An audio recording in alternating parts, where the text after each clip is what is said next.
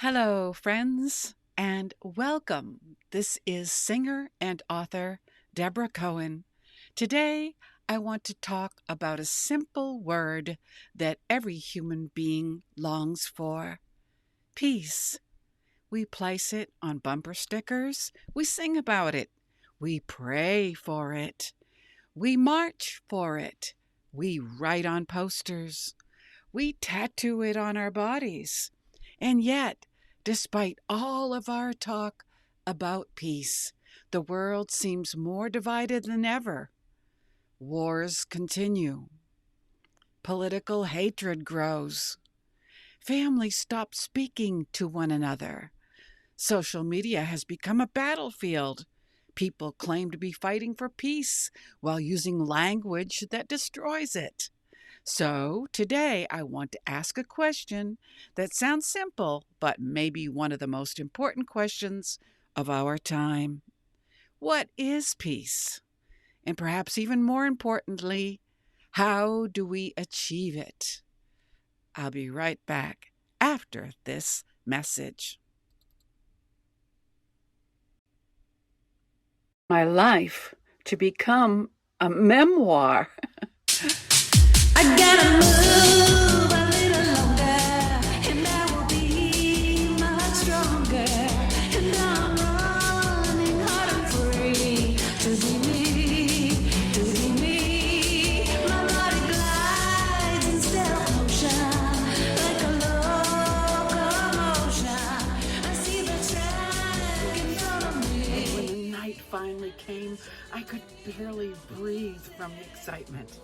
The stage lights hit my face, warm and golden. I strapped on my Les Paul, the same one I still own, and we launched into Take It Easy, Take It Easy. Follow if you believe pain can become purpose.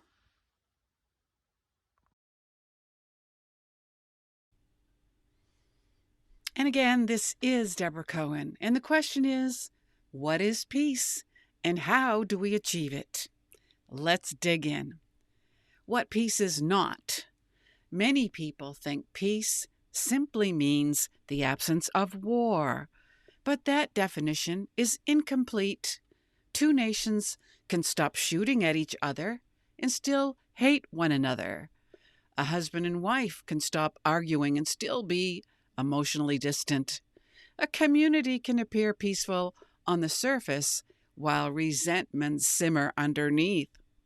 Peace is more than silence. Peace is more than a ceasefire as we know today. Peace is more than avoiding conflict. True peace is harmony. It's wholeness. It's reconciliation. It is the restoration of relationships. The ancient Hebrew word for peace is shalom. Shalom. Shalom means much more than merely no war. It implies completeness, well-being, health, prosperity, and right relationship with God and with one another. When Jewish people greet one another with shalom, they are wishing each other a life of wholeness. What a beautiful concept.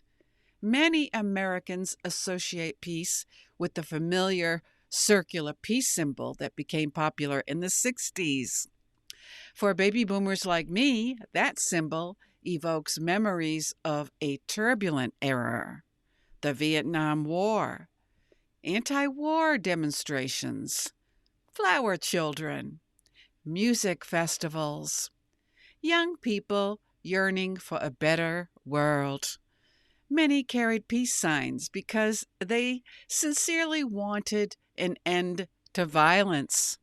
That desire was noble. Human beings should desire peace.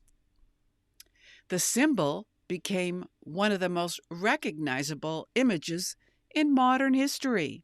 It appeared on jewelry, clothing, posters, and artwork. For many Americans, it represented hope. So, when are symbols not enough? Here's the problem: a symbol cannot create peace, only people can. History teaches us that peace signs alone do not stop wars. Slogans do not change hearts. Hashtags do not heal nations. Real peace requires something far more difficult. It requires transformation. Peace begins internally before it appears externally. A peaceful society is built by peaceful people, and peaceful people are formed through character, discipline, humility, and moral responsibility. Let's talk about that even more after this message. Hey everyone, I'm in New York City walking toward the July 4th celebration for America 250. The energy is incredible, so many flags and people. This is for America's 250th. It's so inspiring.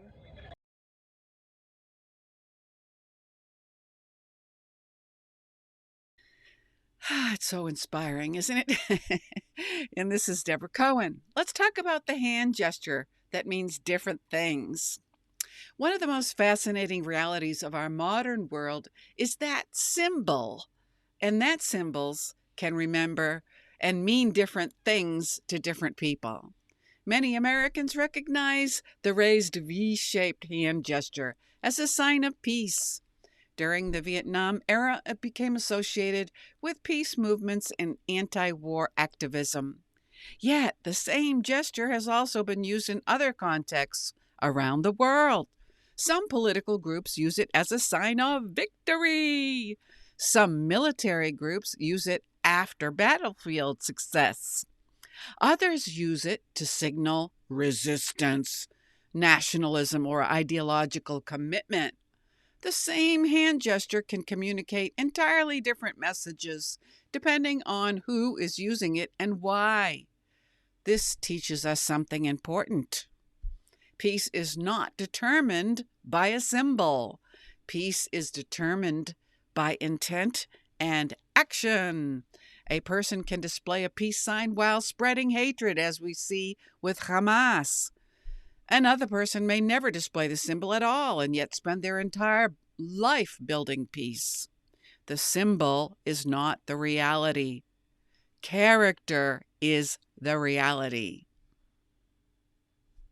The paradox of our time: we do live in a strange age. People often claim to stand for peace while speaking words of contempt.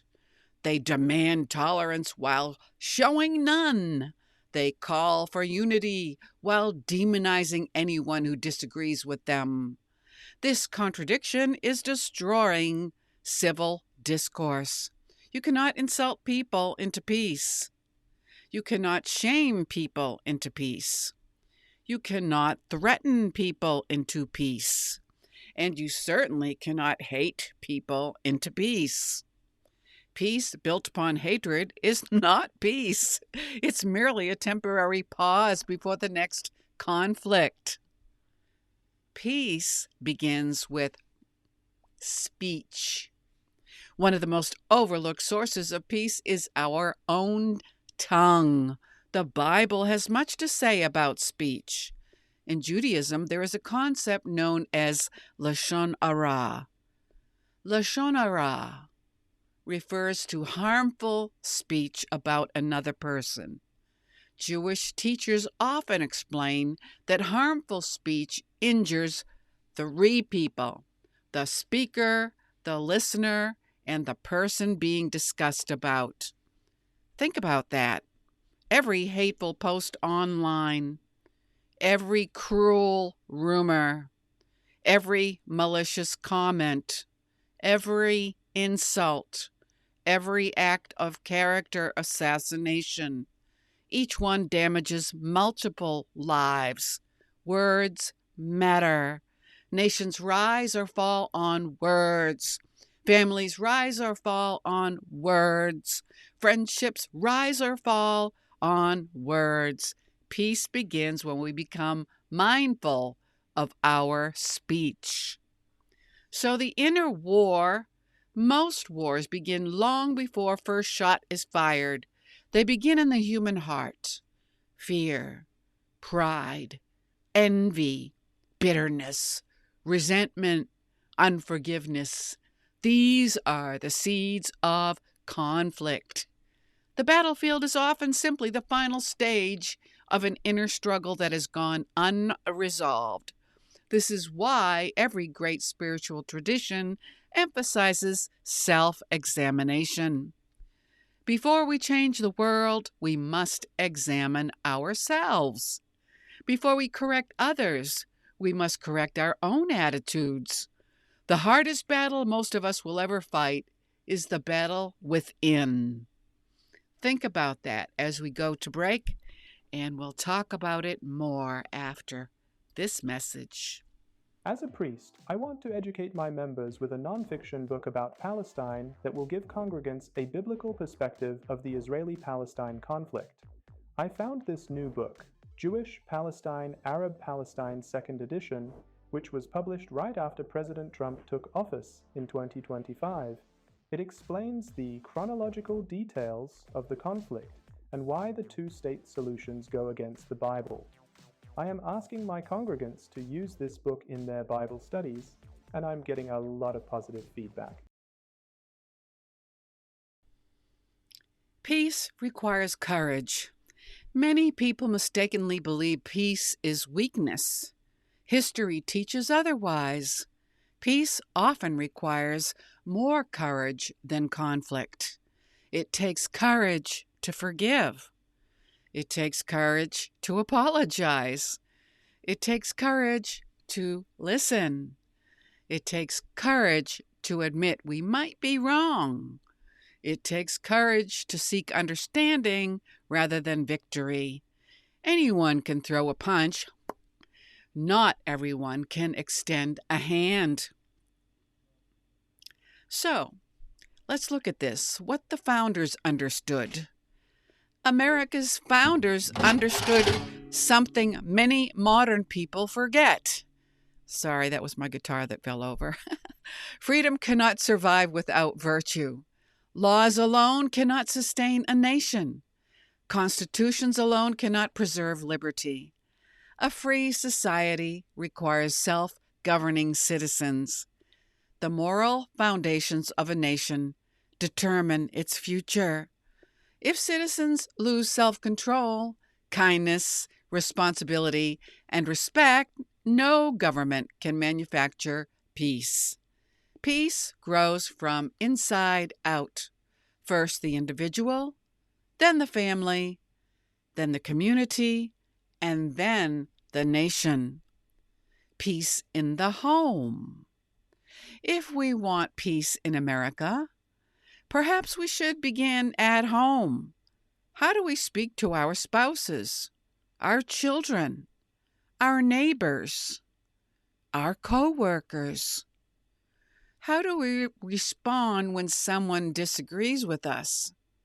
Do we seek understanding, or do we immediately attack? The habits we practice at home eventually shape society. A nation is simply millions of households multiplied together. Peace and God. For people of faith, peace is not merely a political objective, it's a spiritual calling. The prophets spoke of peace. The Psalms spoke and speak of peace. Jesus spoke of peace. The rabbis spoke of peace. Peace is not passive, it's active. It is something we pursue, something we build, something we protect. The Hebrew Scriptures repeatedly call believers to seek peace and pursue it. Notice that peace is not described as something that magically appears. It's something pursued intentionally. So we have to start with what comes out of our mouths. One of the reasons I wrote Judeo-Christian America coming July 4th is because I believe Americans spend too much time focusing on differences and too little time focusing on common ground. Jews and Christians disagree about many things. Political conservatives and liberals disagree about many things. People of different backgrounds disagree about many things. Yet, we can still choose respect. We can still choose dialogue. We can still choose friendship. Peace does not require uniformity. It requires humanity. So let's think about what we've just talked about and return to our original question. What is peace? Peace is not merely a symbol. Peace is not merely a slogan. Peace is not merely the absence of conflict. Peace is the presence of wholeness. Peace is the decision to see another human being as worthy of dignity. Peace is choosing understanding over outrage. Peace is choosing mercy over revenge. Peace is choosing dialogue over contempt. Peace is choosing hope over despair. The peace sign may remind us of peace, but peace itself is built when one conversation, one act of kindness, one act of forgiveness, and one word come at a time. As America approaches her 250th birthday, perhaps the greatest gift we can give our nation is not another argument. Perhaps it's a renewed commitment to become peacemakers.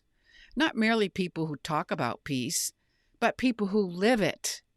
And remember, God gave us the gift of speech, not to wound one another, but to edify, beautify, encourage, and build bridges. Let us build bridges. Until the next time, this is Deborah Cohen.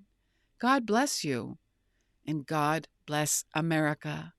You can find out more about my music by going to Deborah, Debra, Cohen, Cohen, music.com.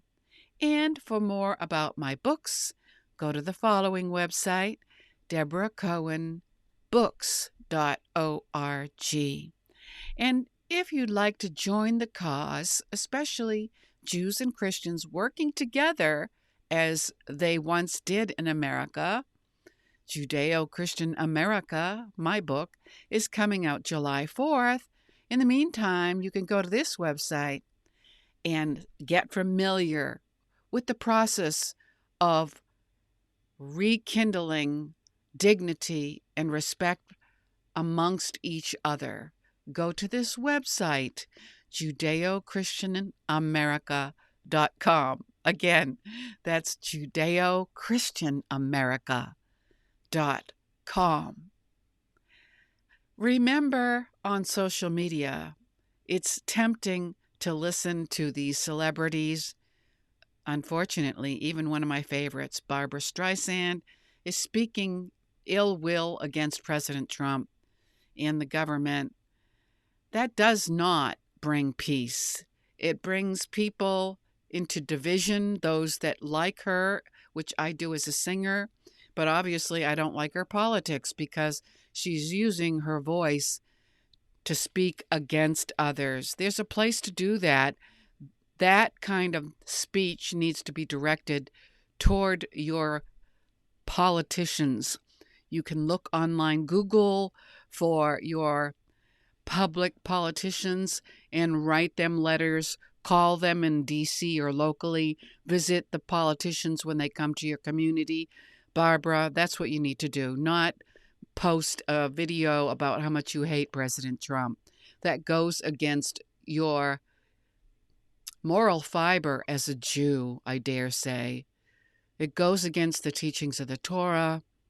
Please, let's pursue peace instead of attacking each other, using our fame to divide people. That's not why we're here. That's not why God made us. Think about your words. They matter. God bless you. God bless America. Thank you for listening.